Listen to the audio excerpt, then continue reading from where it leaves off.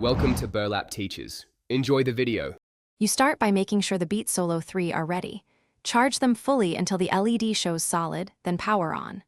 Once powered, put headphones into pairing mode by holding the power button until the LED blinks. This signals discoverable Bluetooth. Next, on your device, open Bluetooth settings or the Beats app and search for Beat Solo 3. Select it.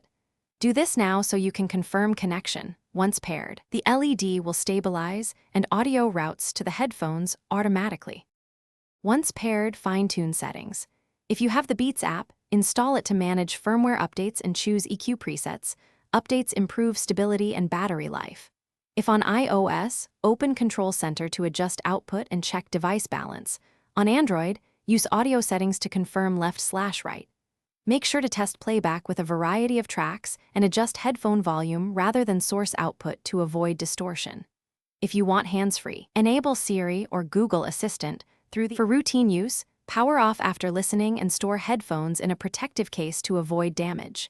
If you encounter glitches, audio dropouts, no connection, or controls unresponsive, reset the Solo 3 by holding power and volume down together for about 10 seconds until the LED flashes, then repair.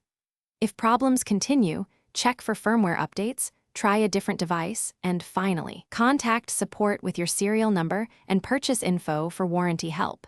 This resolves most issues quickly. Thanks for watching. Consider subscribing if this video helped you.